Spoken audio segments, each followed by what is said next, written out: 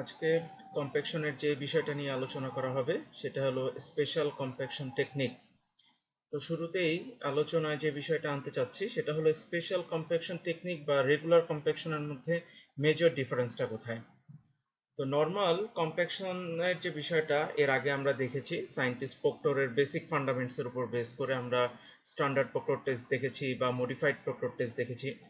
সেখানে আমরা একটা অপটিমাম ময়েশ্চার কন্টেন্ট অ্যাপ্লাই করে একটা পার্টিকুলার সয়েলে বিভিন্ন ডেপথ 1.5 থেকে 2 ফিট বা 0.5 টু 0.75 মিটার এক একটা লেয়ার করে করে প্রতিটা লেয়ারে 10 থেকে 15 বার করে রোলার পাস করে কিভাবে অপটিমাম কম্প্যাকশন করা যায় এবং কিভাবে সয়েলের ইউনিট ওয়েট বাড়িয়ে বিয়ারিং ক্যাপাসিটি বাড়ানো যায়, এই বিষয়গুলো আসলে অলরেডি আলোচনা করা হয়ে গেছে কম্প্যাকশনে। এবং এইগুলোর ফলে যে আনডিজারেবল মানে যে সেটেলমেন্ট গুলো আর কি, যেগুলো আমরা চাচ্ছি না, এই ধরনের সেটেলমেন্ট কিভাবে দূর করা যায়, আবার সেগুলো কিভাবে ক্যালকুলেশন করে বের করা যায় যে আমরা যেই বিয়ারিং ক্যাপাসিটি চেয়েছিলাম ইউনিট ওয়েটটা ইনক্রিজ করার মাধ্যমে কিভাবে বের করা যায়, স্যান্ডকোন মেথড, রাবার বেলুন মেথড, এগুলো সব আমরা কম্প্যাকশন টপিকসে আলোচনা করে ফেলেছি।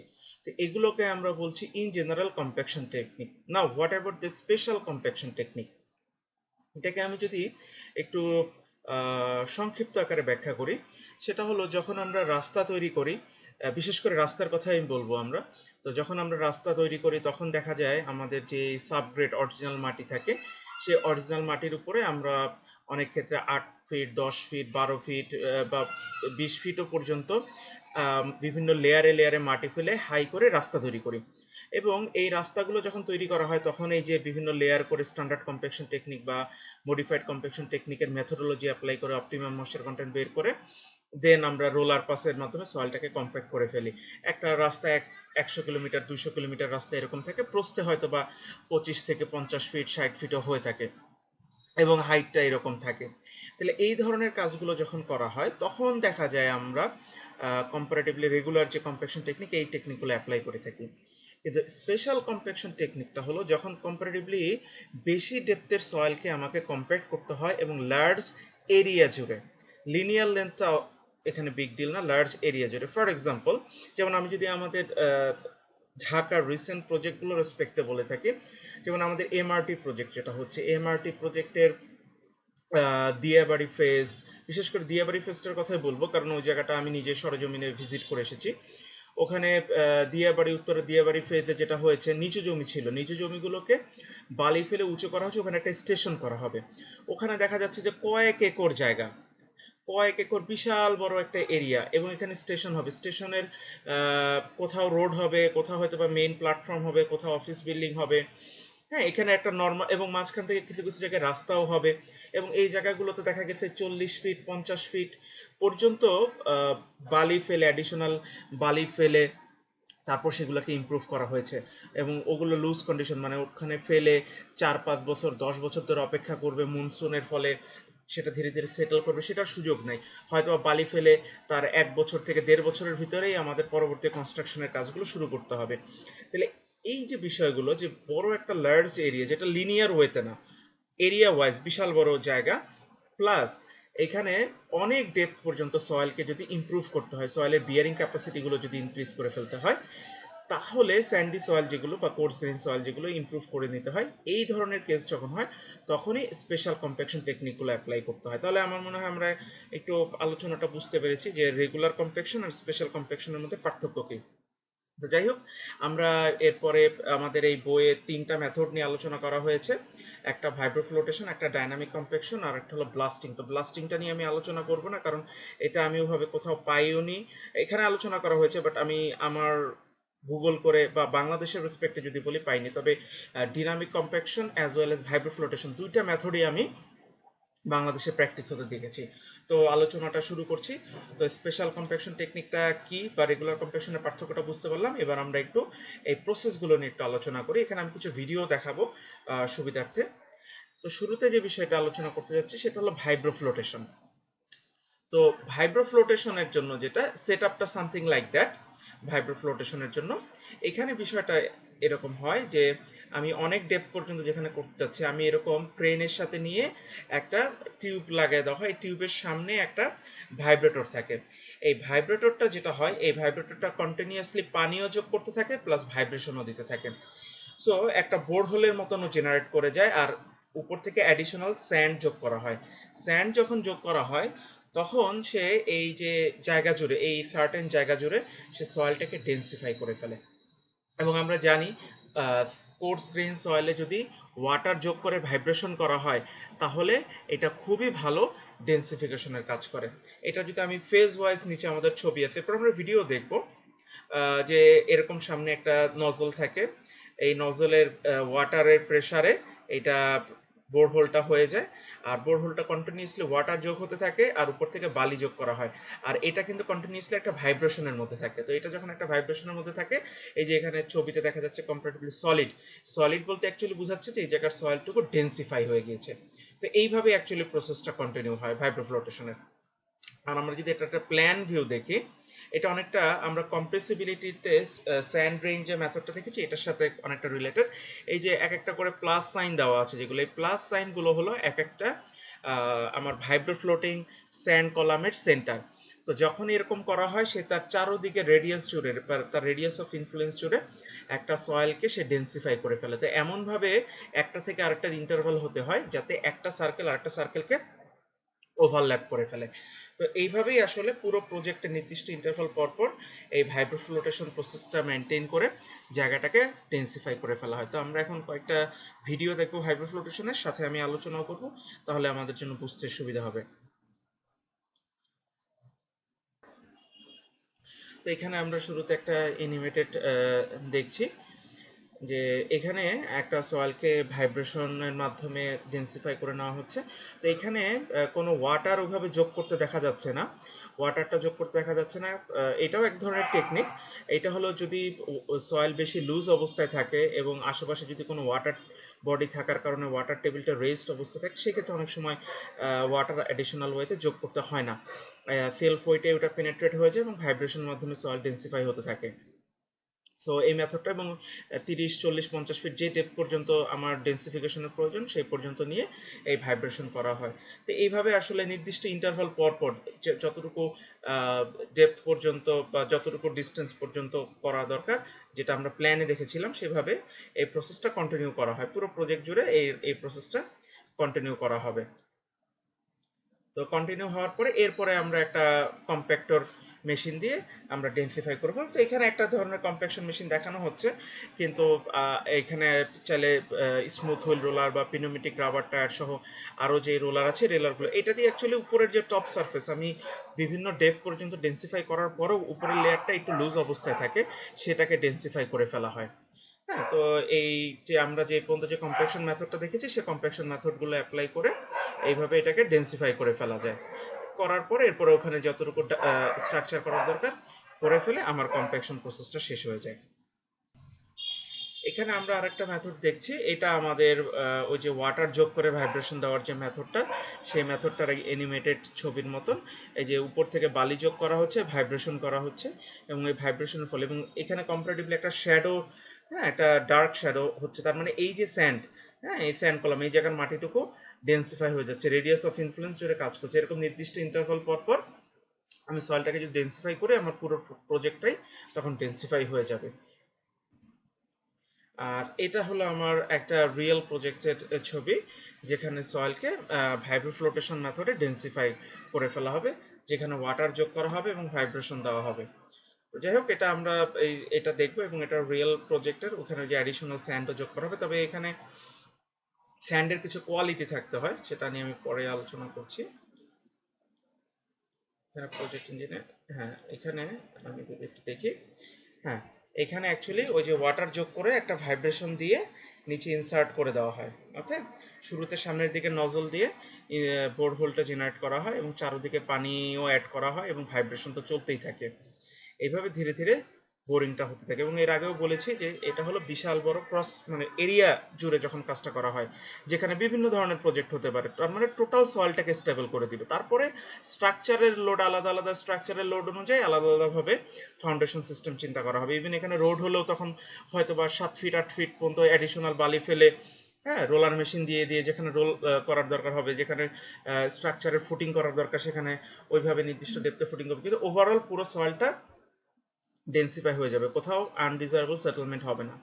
হ্যাঁ, এবং অনেক ডিপ পর্যন্ত এগুলো সাধারণত নদীর পাশে যেগুলো পতিত জমি থাকে, মানে অনেক লো ল্যান্ড থাকে, পড়ে থাকে। বড় বড় প্রজেক্টগুলো তো আসলে ওই রকম জায়গায় হয় যেখানে বিশাল বড় জায়গা আছে, অন্য কোনো কাজ করতেছে না, নিচু জমি, হ্যাঁ, বা ওয়াটার বডির কাছে, ওই জায়গাগুলোতে এই প্রজেক্টগুলো হয়। তাহলে এই যে এখানে একটা ভাইব্রেশন, এবং আমরা দেখতে পারতেছি যে এখানে মাটিগুলো ধীরে ধীরে, হ্যাঁ, নিচের দিকে যত ডেন্সিফাই হচ্ছে, এখানে কিন্তু একটা মুভমেন্ট লক্ষ্য করা যায়। এবং প্রজেক্টগুলোতে কখনো যদি যাওয়ার সুযোগ হয় তোমাদের, দাঁড়ায় থাকলে বুঝতে পারবে যে ভাইব্রেশনটা হচ্ছে।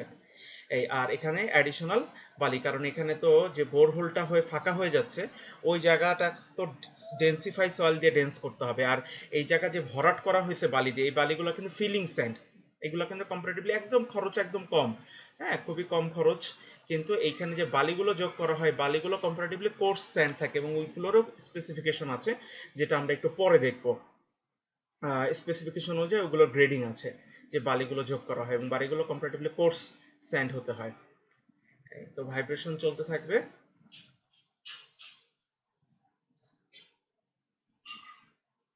হ্যাঁ, এইভাবে বালি যোগ করতে হবে। সো এইখানে এই যে বালিটা যোগ করলো, আর এখানে ভাইব্রেশন কন্টিনিউয়াসলি চলতেছে।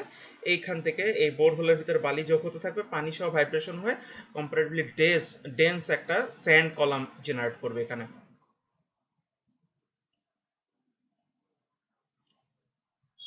এটাই হলো বেসিক মেকানিজম আমাদের ভাইব্রোফ্লোটেশন মেথডের।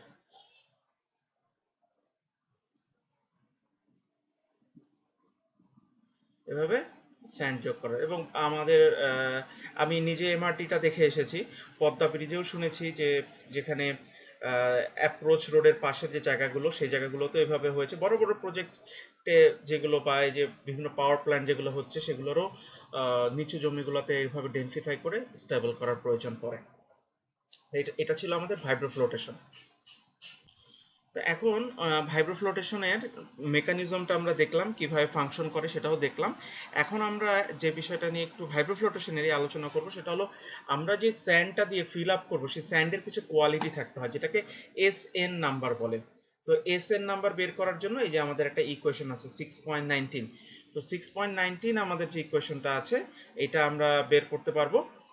এখানে সূত্রে দেখা যাচ্ছে আমাদের সবই known value, actually known value in the sense like একটা সয়েলের যদি সিভ অ্যানালাইসিস করা হয়, এটা অলরেডি আমরা সয়েল ক্লাসিফিকেশন যে টপিক্সটা আছে, এবং তোমরা ওয়েট ভলিউম রিলেশনশিপে এটা পড়ে আসার কথা, যে D50 D20 বা D30 কিভাবে বের করে।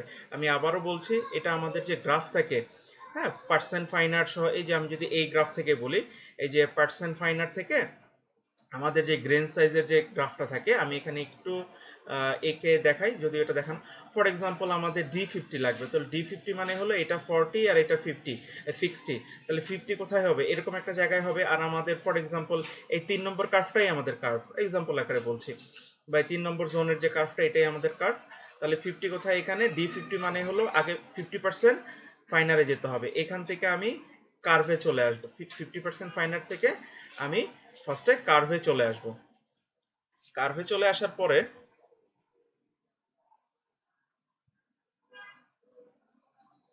হ্যাঁ, এই কার্ভে চলে আসার পরে এখান থেকে আমি সরাসরি এক্স অ্যাক্সিসে নেমে যাব। এই ফার্স্টে আমি 50% ফাইনারে যাব, সেখান থেকে আমি কার্ভে যাব, কার্ভ থেকে আমি নিচে চলে আসবো। নিচে চলে আসলে আমি যে ভ্যালুটা পাবো, এইটাকে বলা হচ্ছে D50। সো এইভাবে আমি D50টা দেখালাম। এই একই মেথডে D30 D20 আমাদের যা যা লাগবে এগুলো সবই বের করা যাবে।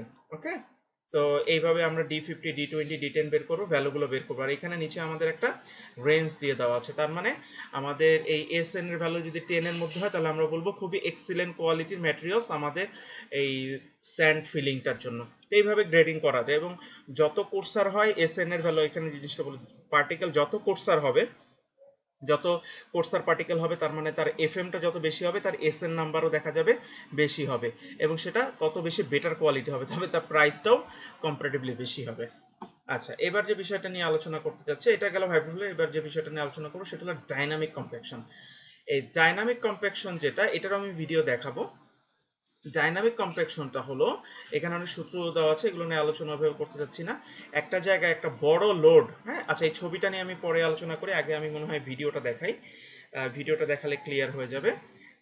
ডাইনামিক কম্প্যাকশন হলো একটা বড় লোড একটা হাইট থেকে যদি আমি ফ্রি ফল করাই, হ্যাঁ একটা হাইট থেকে যদি আমি ফ্রি ফল করাই, তাহলে সে একটা সার্টেন ডেপথ পর্যন্ত সয়েলকে কি করে ফেলবে, ডেন্সিফাই করে ফেলবে। তার মানে এই যে একটা উঁচু অবস্থা থেকে জাস্ট ফ্রি ফল করলে এই যে দেখা যাচ্ছে যে সে একটা ডেপথ পর্যন্ত কি করছে, সয়েলটাকে ডেন্সিফাই করে ফেলতেছে। তবে এই এই যে আমার ডিনামিক কম্প্যাকশন, যেটা ডিনামিক কম্প্যাকশনটা নরমালি করা হয় সয়েল যদি ফাইন পার্টিকেল কম্পারেটিভলি বেশি থাকে, তার মানে যে জায়গাটায় আমি ডেন্সিফাই করতে চাচ্ছি। আচ্ছা, আমি আরেকটা রিয়েল প্রজেক্টের ছবি আছে, আমি সেটা দেখাই, যেটা দেখলে আরেকটু ক্লিয়ার হয়ে যাবে। আমরা যেখানে করতে চাচ্ছি, এটা একটা প্রতিষ্ঠান, ওরা করে, ওরা ওদের একটা জাস্ট ভিডিও তৈরি করেছে যে কিভাবে ওরা কাজ করে, প্রমোশনাল ভিডিও। তো ইন দ্য মিনটাইম আমি একটু বলতে থাকি, সেটা হলো আমরা যে ফিলিং স্যান্ড দিয়ে যে জায়গাটুকু ফিল আপ করে ফেলেছি, কিন্তু সেই ফিলিং স্যান্ডের ভিতরেও যদি পার্টিকেল ভিতরে ফাইন পার্টিকেল কম থাকে, তার মানে হয়তো বা ফাইন স্যান্ড কিন্তু ক্লে বা সিল্টের পরিমাণ খুবই কম, এই ধরনের কেস হলে ভাইব্রোফ্লোটেশন মাচ মোর ইফেক্টিভ। কিন্তু যদি দেখা যায় যে না আমার সিল্ট পার্টিকেল বা ক্লে টাইপ পার্টিকেলের পরিমাণ বেশি আছে, সেক্ষেত্রে আমাদের ডাইনামিক কম্প্যাকশনটা একটা ইম্পর্টেন্ট ফ্যাক্টর, তখন এই ধরনের কম্প্যাকশনটা বেটার। হ্যাঁ, তবে ভাইব্রোফ্লোটেশনে অনেক বেশি ডেপথ পর্যন্ত কম্প্যাক্ট করা যায়, কিন্তু ডিনামিকে অতটা ডেপথ পর্যন্ত করা যায় না। আচ্ছা, এই যে একটা লোড উপর থেকে কি করা হচ্ছে, ফ্রি ফল করা হচ্ছে। তবে এই মেথডের সবচেয়ে বড় যে দুর্বলতা, সেটা হলো এই মেথডে যখন আমি একটা জায়গাকে কম্প্যাক্ট করব, তখন সে চারদিকে প্রচুর ভাইব্রেশন তৈরি করবে, আর প্রচুর ভাইব্রেশন তৈরি যেহেতু করবে, সো এই জায়গাটা কিন্তু খুব বড় যদি ওপেন এরিয়া না হয়, তাহলে এইটা অ্যাপ্লাই করা যাবে না। যেমন আমি এমআরটি প্রজেক্টের এক্সাম্পল দিয়ে বলি, ওখানে যে জায়গাগুলোতে ভাইব্রোফ্লোটেশন করা হয়েছিল সমস্যা হয়নি, কিন্তু যে জায়গাগুলোতে ডাইনামিক কম্প্যাকশন করা হয়েছিল তার আশেপাশের বাড়িগুলোতে কিছু টেম্পোরারি ক্ষতি হয়েছিল। সেটার জন্য যাই হোক, ওগুলো আমি ডিটেলে যেতে চাচ্ছি না, কারণ ওটা প্রতিষ্ঠানের কনফিডেন্সিয়ালিটির ব্যাপার। তো এই ডিনামিক কম্প্যাকশন যেটা, এটা আমি আবারও বলছি, ডিনামিক কম্প্যাকশনটা অ্যাপ্লিকেবল হলো যদি একদম খুব বিস্তীর্ণ এলাকা খালি থাকে, হ্যাঁ কারণ এটা প্রচুর ভাইব্রেশন তৈরি করে, হ্যাঁ প্রচুর ভাইব্রেশন তৈরি করে। তবে এটা কম্পারেটিভলি শ্যালো ডেপথ, কিন্তু আমি আবারও বলে রাখতেছি, এইটা কিন্তু আমাদের মোটামুটি ভাবে 20 থেকে 25 ফিট, নর্মালি 20 থেকে 25, এখানে 4 থেকে 8 মিটার, হ্যাঁ তার মানে প্রায় 4 24, হ্যাঁ ওরকমই 18 থেকে 25 ফিট, মানে 20 থেকে 25 ফিটের কথা বলতেছে, 20 থেকে 25 ফিটের ডেপথের সয়েল পর্যন্ত সে ভালো ডেন্সিফিকেশন করতে পারে। কিন্তু আমার যদি 50 ফিট 40 50 60 ফিট পর্যন্ত ডেন্সিফিকেশন ইস্যু থাকে, তখন কিন্তু আমার ভাইব্রোফ্লোটেশনটা ইফেক্টিভ হবে, আর স্যান্ড পার্টিকেল বেশি থাকলে তো তাই হবে। আচ্ছা, তো এটা আমরা ডিনামিক কম্প্যাকশনটা দেখে নিলাম। তো ডিনামিক কম্প্যাকশনটা যখন করা হয়, এখানে আমরা এবার একটু ছবিটাই দেখি, এরকম যে এটা হলো প্ল্যান, তার মানে টপ ভিউ, এইরকম যদি একটা হলো পরে, সে এটা হলো এলিভেশন, সে এইরকম জায়গা জুড়ে একটা জায়গার সয়েলকে কি করে ফেলবে, ডেন্সিফাই করে ফেলবে। এবং এইখানে একটা 3D ছবি কম্পারেটিভলি দেখা যাচ্ছে, তার মানে এই জায়গার সয়েলকে সে কি করে ফেলবে, ডেন্সিফাই করে ফেলবে। এবং কি পরিমাণ ডেন্সিফিকেশন হবে, এটা এই যে সূত্র দেওয়া আছে, ওয়েট এবং হাইটের উপর নির্ভর করে। তো যাই হোক, তোমাদের এগুলো ডিটেল ম্যাথ, মানে কত স্পেসিং এ করা দরকার বা কি, এগুলো আন্ডারগ্রেড লেভেলে নেই। বিষয়টা কি এটা জানলে, প্রসেসটা কি এটা একটু দেখলে, এই এতটুকু জানা থাকলেই চলবে।